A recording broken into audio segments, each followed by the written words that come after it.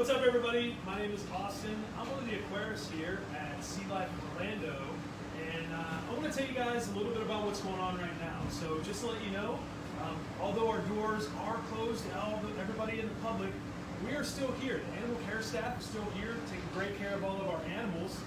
So today, right now, it's all about lunchtime. So here in a minute, I'm going to walk you guys through kind of a process of what we do to get the food ready for the animals.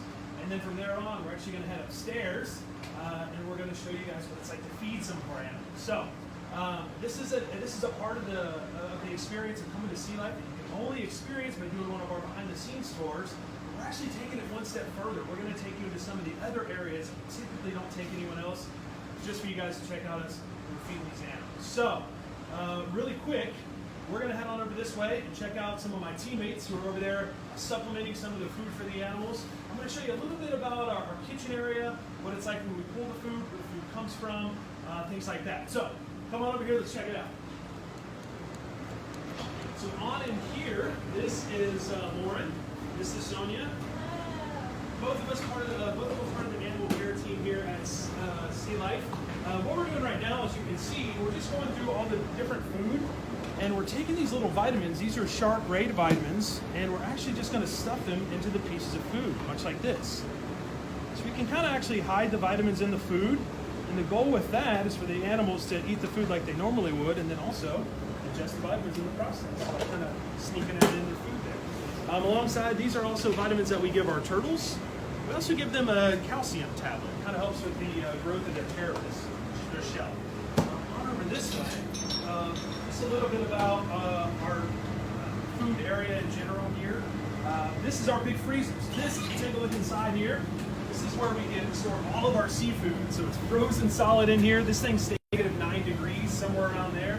So we store all the food in there. We pull it 24 hours in advance before we actually feed it out to our animals. So as you can see right down here, this is actually where we pull food for tomorrow. So this is all food for tomorrow's feed that's going to be fed out for our animals tomorrow. Now, really quick, what we're going to do here is let's go ahead and get our food ready for our green sea turtle, Shelly. Now, Shelly's diet basically consists of a bit of protein, and then we also feed him vegetation. So he gets about 400 grams of protein, which is a combination of capelin or squid or a fish called herring. And then he also gets about 1,200 grams of vegetation. See, green sea turtles are primarily herbivorous, and then as they get older, they're almost exclusively herbivorous, which basically that just means that they eat a lot of veggies, a lot of greens. So this is a bit of broccoli here. We're just going to weigh this out and get it ready for Shelly when we go upstairs.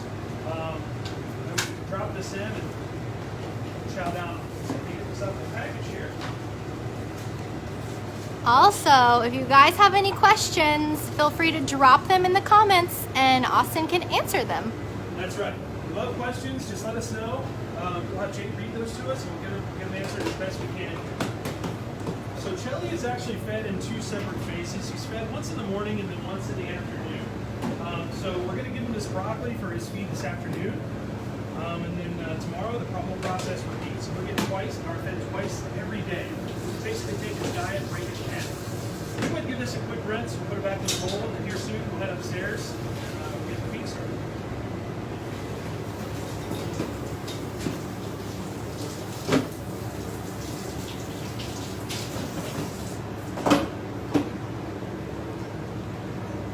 So what is some of the food that the other creatures will be eating today? Great question. So we have this bowl here. So this is Ted. Ted is our loggerhead sea turtle. So we have a couple different things here. This is a type of fish called a herring. It's a little bit one of the bigger fish that we feed, not the biggest. We've got some that are also bigger than this. And then this is actually a soft shell crab. The soft shell crab is basically a blue crab that is recently molted, so it's actually still soft if you squeeze it like that. So this is another one of the things we're going to feed to our loggerhead sea turtle, Ted. And then this right here is actually what we feed some of our stingrays. So this will be fed to our cow-nose stingrays. So a couple bits in here. We've got capelin, half of capelin. We've got little chunks of shrimp right here. We have chunks of squid. We just kind of take and chop into smaller pieces so it's a little bit easier for the stingrays to ingest. And this is actually a tiny little fish called silver salad. So we'll get this back here, and then actually another thing we can check out is our diet.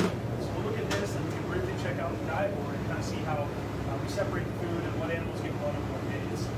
This is for our some of our southern stingrays, and this is actually mackerel. So we just take a mackerel fish, which is maybe about 12 inches in length, and just kind of chop it into smaller chunks, so it's a little bit easier for our stingrays to ingest. So that being said, what we'll do is actually just take a quick look here at the diet board, and you can kind of see how some of the other animals eat. So if you look at the diet board here, I know it looks kind of confusing, but we've got all of the animals listed right here. And some of them have names, otherwise some of them are just separated by their common name. As you can see, black tips is our black tip reef shark. And then also we've got them listed out by day here. The reason we do that is we just want to keep a nice variety in their lives, so we're not feeding the exact same things to the same animals all the time. So it's good to have a good variety for them as well. And the cool thing that we do notice is, some of the animals seem to have a preference. They seem to prefer one bit of food over another, which is kind of cool that we were able to kind of realize that. So anyway, we'll go ahead and head on upstairs now. We've got the cart of food. We're going to go up there, we'll drop that in the elevator, and then we will head on up there and get this feed started. So yeah.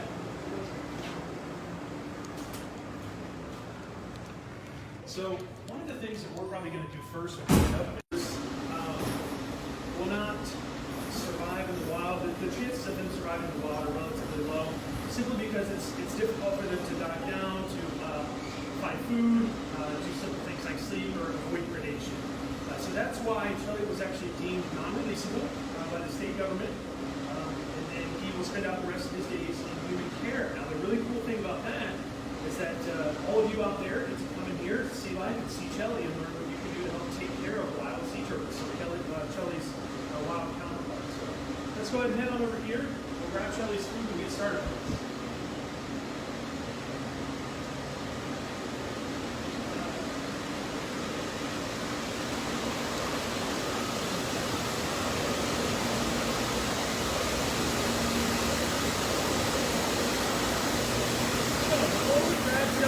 Just a little bit about what's going on right now. When we get up here, the animal care team will kind of scoot off. We'll kind of just start feeding various animals as the opportunity presents itself. Some animals, a lot of them have a target. Target is basically where we'll put an item in the water and the animal knows that when that item enters the water, it's time to eat. It's kind of like ringing a dinner bell. Other animals will have a specific station that they will come to. So they'll come to their station, know that when they report to that area, it's time to eat. We can then reinforce them for that behavior. So, let's see Sonia and Lauren getting ready to feed a couple different animals.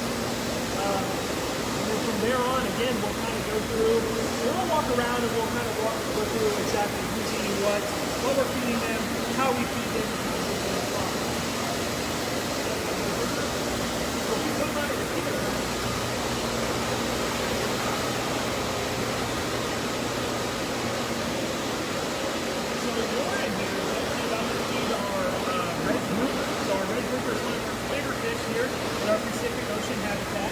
he's actually right down there. You can kind of see him on the other side of the lighting there, on the other side of the green moray eel.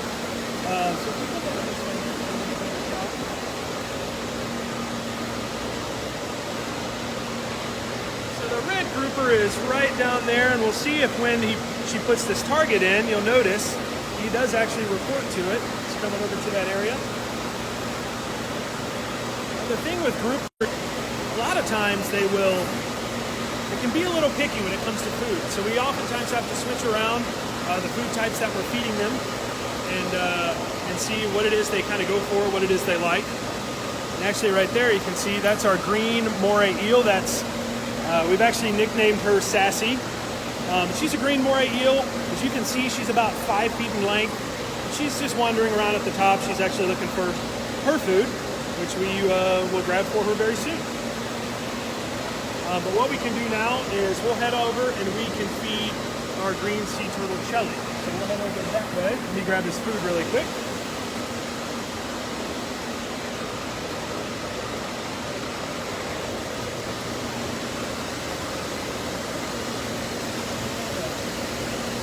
While I'm looking for Shelly's food, remember everybody, if you have any questions at all, drop them those answers for you. So don't forget, always ask questions if you want to.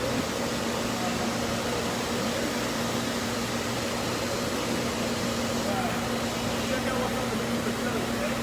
Looks like today he's actually getting squid, so these are whole squid. And then he's actually getting chunks of herring. So this is herring. He's coming to us in about 8 to 12 inch pieces. So when we take them, we chop them in half. It's a little more manageable for Kelly to chomp down on. So what we'll do, we'll actually head on over to that area.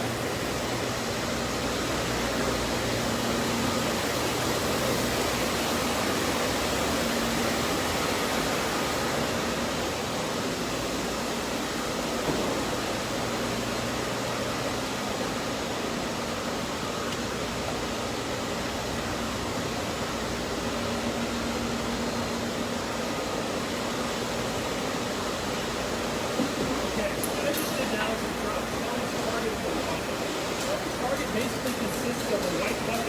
Target can really kind of be anything that you can position the animal, come over to that area, and then we can reinforce them for delivery. So as you can see, you'll see that Chelly has actually responded to the bucket lid. So he's right down there, he's waiting for his food, so I don't want to keep him waiting. Let me grab him.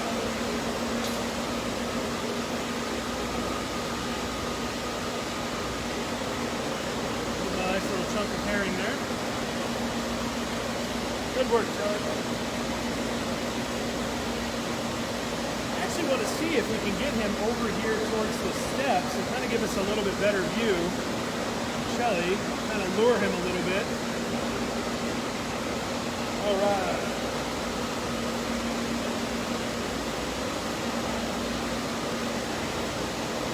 Come on over here, buddy. Perfect.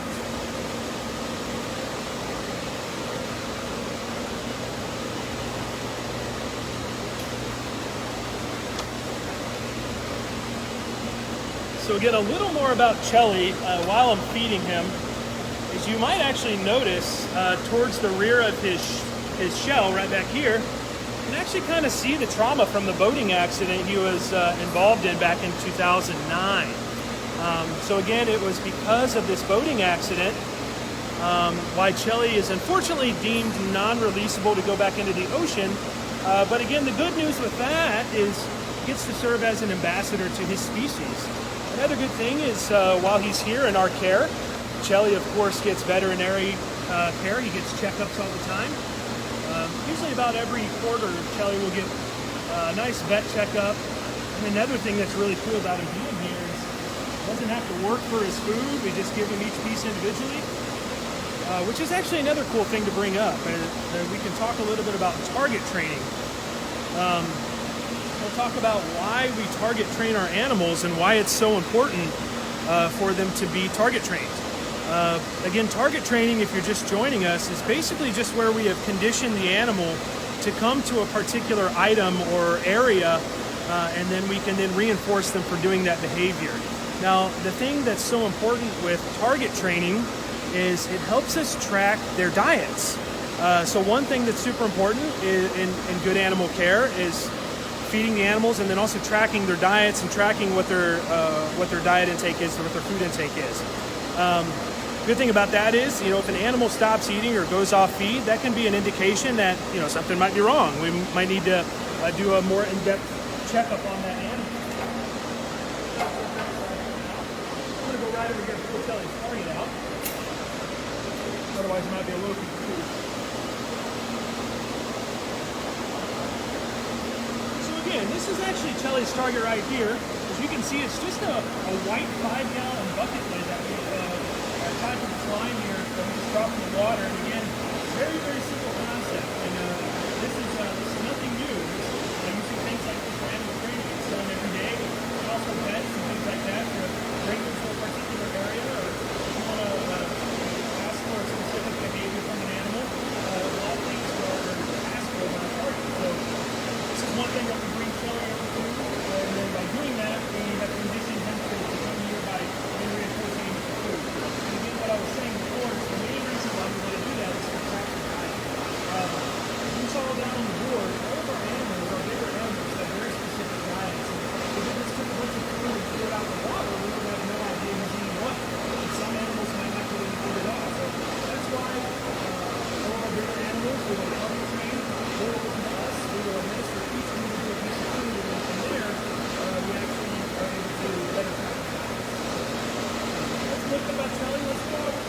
everyone else is working.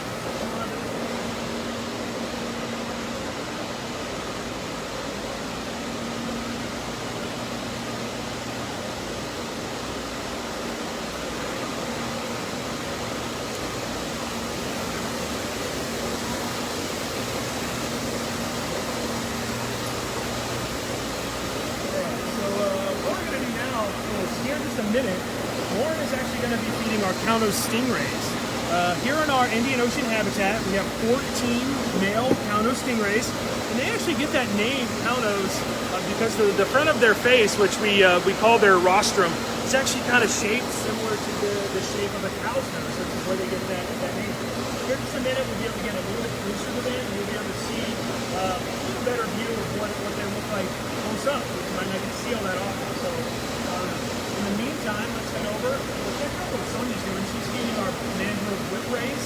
We'll do that, and then after we check in on Sonia, we'll go back over and check in on Lauren. We'll hopefully get a good view of our Kaunos stingray.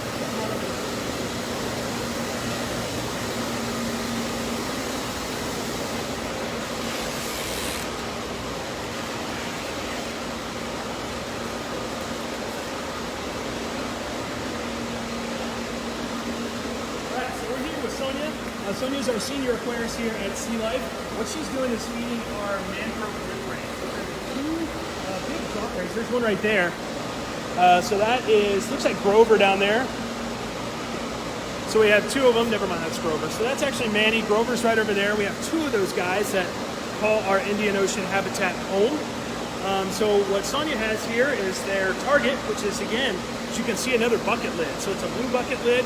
And we have basically, again, conditioned these rays to come up to the target. And then once they do that, like you'll see, Sonia can then reinforce them for that behavior. So it's kind of a little bit of a waiting game. So as we hang out here with the food, the animals will come up. We can then reinforce them for that. Looks like maybe Mandy's going to come up and grab something here. Maybe we'll get a good view of it.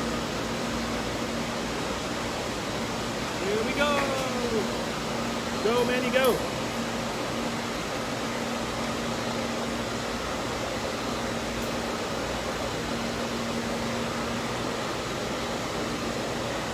Pretty cool. That's about what it is. It's just that simple. So again, we'll kind of do that until their entire diet has been fed out. So we'll kind of hang out here, leave the target in the water. Once the diet is fed out, we'll pull the target, and we can then move on to the next animal. Looks like today our mangrove whip rays are being fed herring, which we've kind of talked about a little bit. A lot of the other animals being fed herring. So she'll continue on with the feed and feed out their diet. But in the meantime, what we can do is actually go back over and check on Lauren, who is feeding our Kaunos stingrays.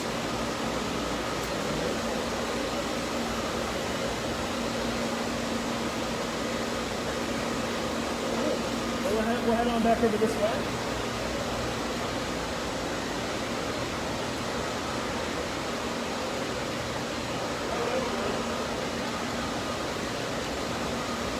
So here we have Lauren. What Lauren's doing is actually feeding our Kaunos stingrays, and we might have a better view.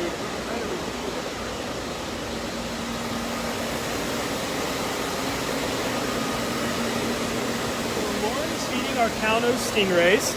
As you can see, we have kind of constructed a little platform for them. One of the main reasons why this platform is important to us and the Kaunos stingrays in general is it kind of really streamlines their food. We've especially got a lot of bigger fish that are in this habitat that are more than willing to try and steal the food from the Kaunos.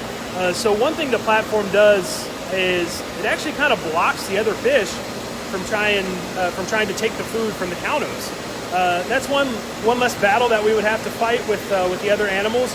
One thing that we do, and another reason why it's important to target train, is to, again, administer food and track their diets, but also, too, to keep the animals separated. So we don't want one animal to come over and interrupt a session from another animal. We want to keep them separated as best we can. So this platform here is one of the ways that helps us do that. Now, another thing that we actually use this for is it actually makes it easier for us to perform checkups on the animals. So being down this close to them, we get a really good look of what they look like, what their body condition is, We can see if they have any weird things that might be going on with them. Maybe they've got a scrape from maybe another animal that we can check out. Just gives us a really good opportunity to get an up-close look at them. And then if we need to, we can actually utilize this platform here to pull them out, and then we can have our vet actually take a look at them as well. So the vet will do checkups on a lot of our animals, and our stingrays are no exception to that. So we can actually use the platform to assist in pulling the animals out and having our vet take a look at them.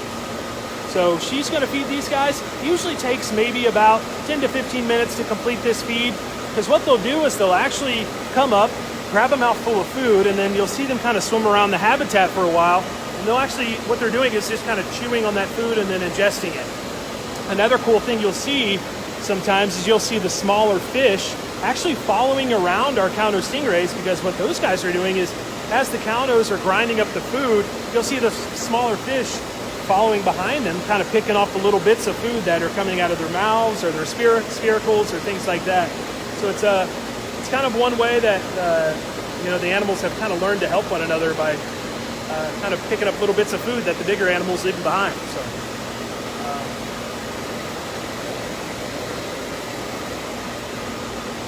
How many cow nose rays do we have? Yeah, so we have 14 cow nose rays here in our Indian Ocean habitat. And we actually have 3 cow nose rays over in our Pacific Ocean habitat. Over in our Pacific Ocean habitat are all of our females, so we have 3 female cow nose rays over there. And then right here in our Indian Ocean habitat, we have the 14 males. So some other animals that are here in our Indian Ocean habitat is, of course, the mangrove whip rays, which we saw earlier that Sonia was feeding. They're actually right down here. You can get a good look at them. We also have the 14 cow nose stingrays, and then we also have 4 male southern stingrays. So we have our male southern stingrays here in our Indian Ocean habitat, and then we actually have our 4 female southern stingrays over in our Atlantic Ocean habitat. So we get a good look at them in just a bit, hopefully. We'll go over there and check it out, maybe get a good look at their feed. Another thing that we're going to do a little bit later on is actually feed our black-tip reef sharks. So that's a feed that we're going to be starting in maybe the next 5 or 7 minutes or so. We'll go over there and feed our black-tip reef sharks. Again, they have a target very similar to a lot of our other animals. They'll come over, they'll grab the food in passing, and then they'll just kind of continue on. And then if they want to, they'll circle back around and grab more. Otherwise, they might keep going. So it's going to be pretty exciting. And again, remember, if anybody has any questions, don't hesitate to ask it in the chat. We love answering the questions here. But if you're just tuning in, what we're doing right now, again, my name is Austin from Sea Life Orlando, and we're just going through and doing our main ocean environment feed. So we're going through feeding all of our bigger animals, our bigger key animals that are in our main ocean environment here, our main 3 ocean habitats. So we're feeding all of our stingrays, we're feeding our sharks, we're going to be feeding our eels. We already fed our green sea turtle Shelly, and here in a minute we're going to see if we can get a good shot of us feeding our loggerhead sea turtle Ted. So Ted actually lives here in the Indian Ocean habitat as well. Looks like he's actually down there taking a little nap right now. Ted's notorious for that. Ted again is a loggerhead, as opposed to Shelly, who is a green sea turtle. There are actually 7 different species of sea turtle. So we have 2 of them here. We have loggerhead and the green. We've already seen Shelly up close. Here in a minute, we'll see if we can get a good shot of Ted. Come up here. They actually get their name loggerhead because of the size of their heads. Their heads are so big. So a lot of people say it's like the size of a log when they get the name loggerhead. So if they get a good shot of Ted, you'll notice that his head is much bigger than, say, Shelly's head. Ted is down there napping on the bottom. Now, Ted actually has a pretty unique story as well. Ted was used and it's actually used in a cool project. He was collected as a hatchling by the National Marine Fisheries, and he was actually used to test special devices called TEDs. Now, TED stands for Turtle Excluder Device or Turtle Exclusion Device. And it's actually this special device that's part of commercial fishing nets that actually allows bigger animals, such as sea turtles, to escape the net if they were to actually be caught as bycatch. Now, what bycatch is actually when you catch an animal that you're not trying to catch, you're not meaning to catch. You accidentally catch an animal, and that's called bycatch. So sometimes commercial fishermen, they can actually catch sea turtles or even dolphins or sharks as bycatch. So what the TED or turtle excluder device does is it actually allows the bigger animals to get out of the net while still keeping the smaller fish or shrimp or whatever they're fishing in the net. So Ted was actually used to test these devices, and his work from that is actually finished. It's been finished for a few years now.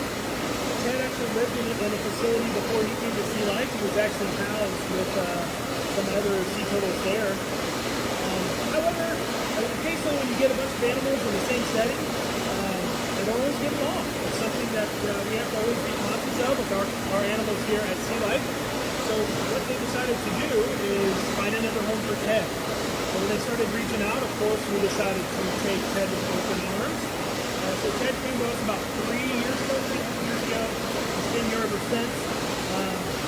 Now you might ask, why wasn't Ted put back out into the wild after being used for this special project? That's a great question. One of the main reasons Ted was put back out in the wild, he actually was. He was put out. He was released into the wild. The thing is, when you have an animal who has kind of been raised on human interaction and being fed by humans, they're going to typically seek out that human interaction, which Ted did. He would actually beach himself. So what happened is Ted would come in, rescue crews would go out, check on him, be like, oh, he's actually fine, and they actually released him again. Then he beats himself again. So Ted continued to come in. It's actually kind of a 3 strikes when you're out policy. So once he beats himself the 3rd time, he was then deemed non-releasable, which is why he will live out the rest of his days in our care. Again, he has such a cool backstory. He's such a cool little mascot for us here at Sea Life. What we can do now is we can actually go over and Warren's feeding right here.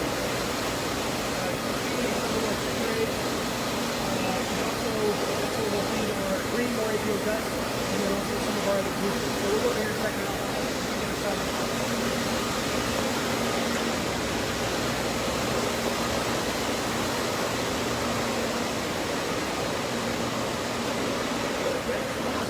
Charlie's Veggies. So Charlie's Veggies today is some nice stalks of broccoli. And you can see him right down here. He's ready. So drop his target in. He's already here. We'll just drop that right down there. And then he will actually work on that for maybe the next 10 to 15 minutes or so. Shelly actually really seems to like broccoli. I don't know that. He didn't tell me that. He just seems to respond well to broccoli.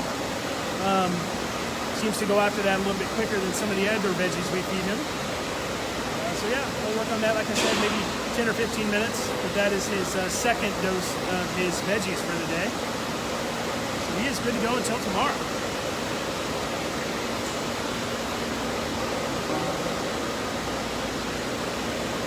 Come over here and we'll see if we can get a look at the horns.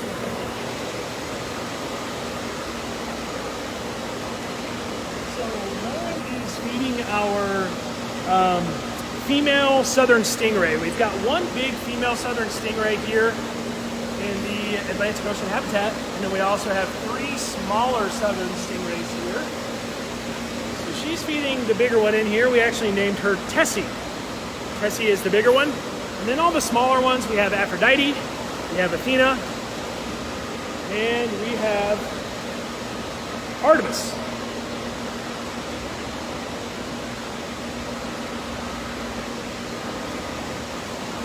So yeah, kind of get another shot, but what we can do in the meantime, if we look right over in the distance there, we see Sonia. She's feeding our nurse shark. So our nurse shark is one of our bigger, more benthic sharks here at Sea Life. Actually, why don't we just head over there and I'll tell you exactly what benthic means. We get a good look.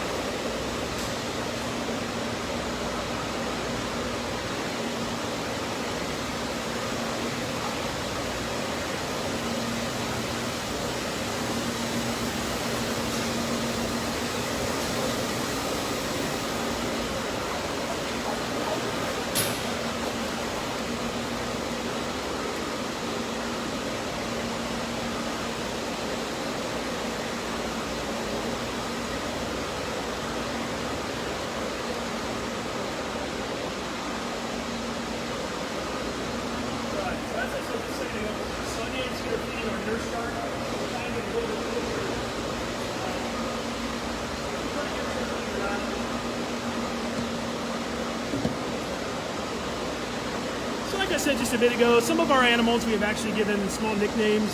Our nurse shark we've actually nicknamed her Potato for no other reason other than the fact that she just kind of resembles a potato a little bit. She's a very similar color, very similar shape. But hopefully she comes back here in just a second.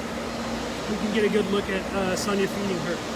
Potato is getting herring today. So you can see Sonia's pulling from this dish right down here. So it's just basically herring that we've prepared for Potato to come back here. She comes right here. So just a minute ago I mentioned that word benthic. So what benthic actually means is an animal that primarily lives on the bottom. An animal that is used to living on the bottom. You don't see them a whole lot in the water column. So nurse sharks are benthic animals. They're animals that will primarily find their food on the bottom or in the sand even. And they will they kind of primarily spend all their time hunting on the bottom. As opposed to our reef sharks or our blacktip reef sharks that are open water sharks, or we also call pelagic sharks. These sharks are open water. They will typically hunt in the water column instead of hunting in the sand or animals that primarily live on the sand or in the sand. This is Gus. Gus is our green moray eel here. He's a resident of the Atlantic Ocean habitat here at Sea Life Orlando. As you might have seen earlier, Sassy, our green moray eel, who is a resident of our Pacific Ocean habitat.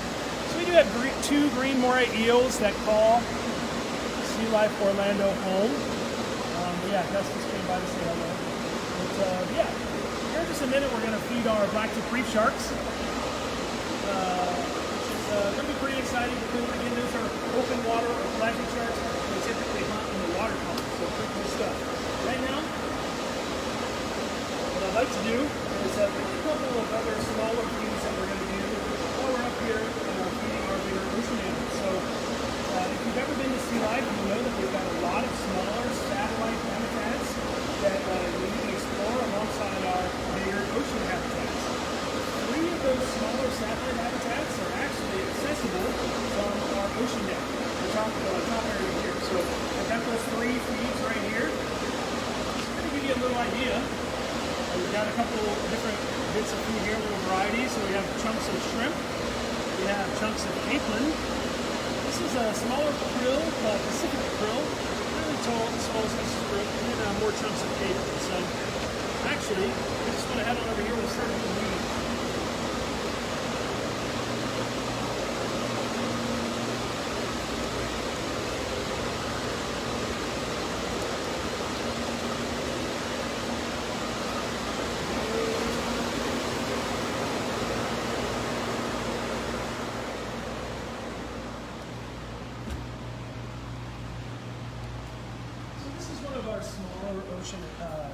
One of our smaller satellite habitats here. In this system, we have a nice variety of different fish here. We've got some tangs. We've got purple tangs in here. Dolphin tangs that are in here. So yeah, there's a pretty good variety that happens in this tank in this system here. So I'm going to go ahead and drop in food. You can kind of see them starting to respond as they see the food available. A couple other things we have in here are some little small stone crabs that we. They're animals that primarily live on the bottom. They will kind of tuck themselves into little crevices, but they will actually kind of go around and pick the food up off the bottom. So there's little chunks of capelin. You'll actually see them start to go for those little chunks of capelin. They'll just get them once they hit the bottom. You won't really see them swimming in the water column a whole lot, actually searching for food there. So there's actually one of the crabs there. I'm not sure if people can shot it or not. He's just down there chilling, kind of hanging out, right there. Yeah. Anyway, that's one of them. Let's go over. We'll do a couple of the other feeds here.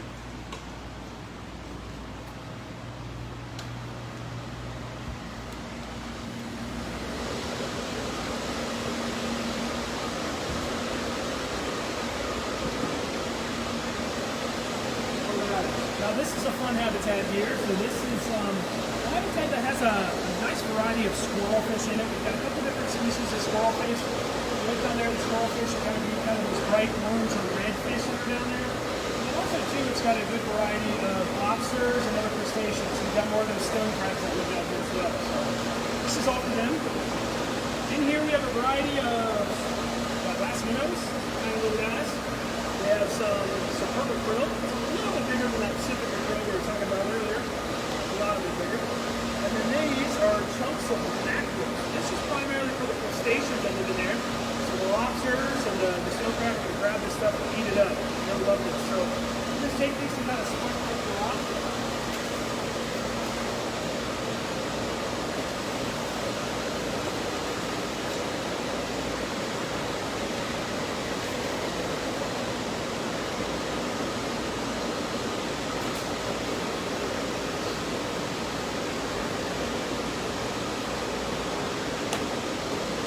Awesome. Alright, so we have one more satellite habitat we're going to go to over here. And then what we'll do after that is we're going to start feeding the sharks. So let's do this.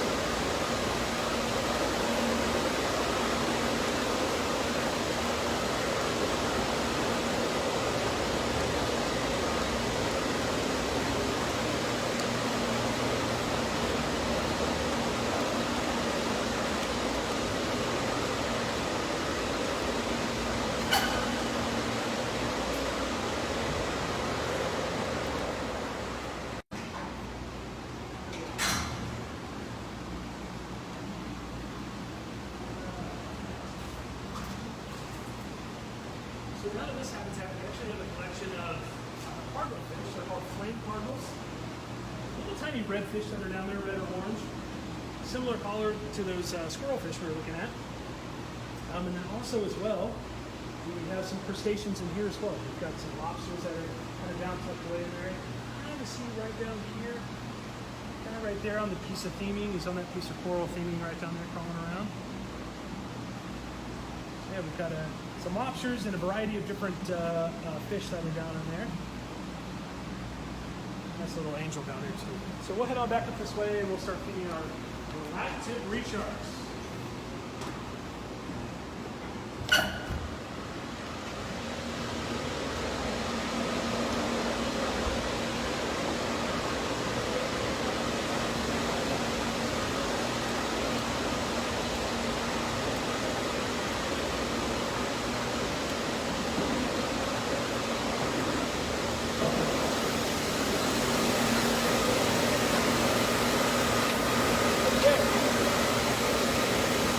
Right here I have the food for our black-tip reef sharks. What this is actually a fish called a mullet. So they have these very big scales that you can see here. So this is actually one of the things that the black-tips really seem to enjoy. They respond well to. That's not being said to them. Go over there and drop the target in. Just a little warning, black-tips can be a little slow to get started, but typically once they start sensing this food in the water, that's when they start responding a little better. So go over there and we'll talk a little bit about the sharks and talk a little bit about the say you see his head, you get scalp, his head is over the school. Again, hopefully we'll get his head on the video here too. So I would say something to see that before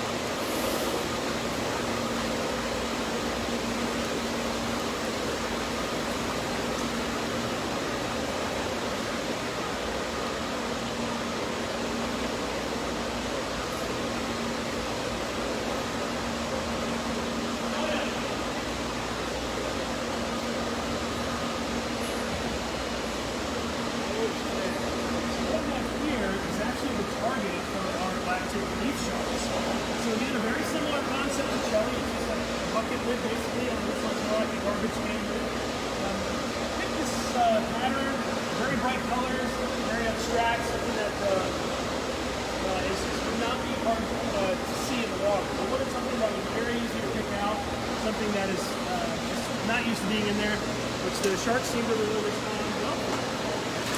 So, let's chunk of food here. And typically what I'll do, for the black tips at least, is we'll just kind of put it in the water, just kind of wait it out. We'll just let them come by here, and typically, like I said, it might take a few minutes. But as soon as they start realizing the food's in the water is usually when we get a pretty good response from them. They can actually start coming around and taking the food off the tongs from there. One thing you might see when they take the food is you might actually see them do a little thrashing motion. And really all that is they might take the food. It's kind of like basically similar to us chewing our food. Their thrashing is basically them sawing through the food. It's kind of like them taking it and cutting it into a smaller bite of food that's a little more manageable for them. So, see if we can get some of them to come around. Oh, there we go.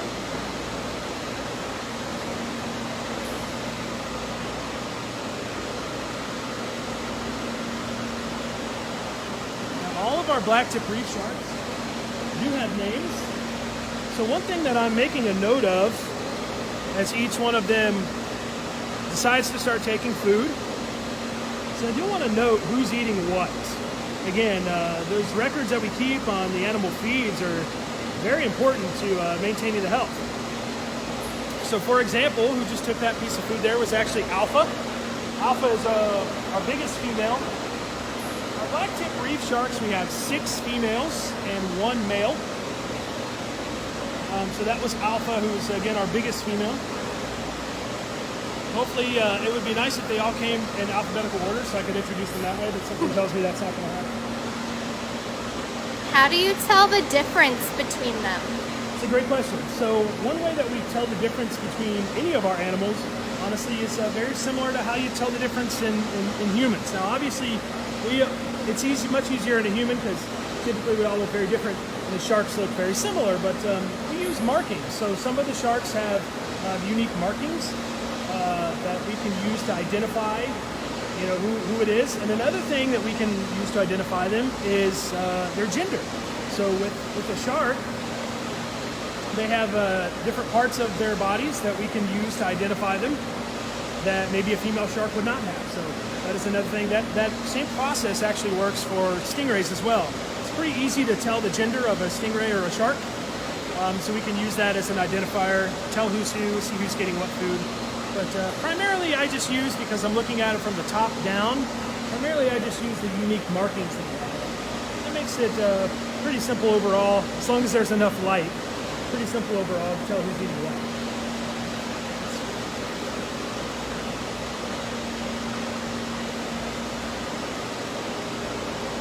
Alright, let's see if someone else come around. We've already got one. Alpha came up and took one. Typically this feed, depending on the day, depending on the food source, depending on the motivation the sharks seem to have, this feed can usually take anywhere from about 15 to 20 minutes to fully complete. It's because we've got a lot of sharks that need to be fed. We need to make sure everybody's getting fed.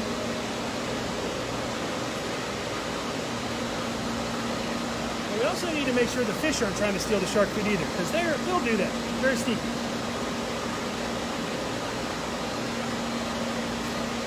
Alright, so.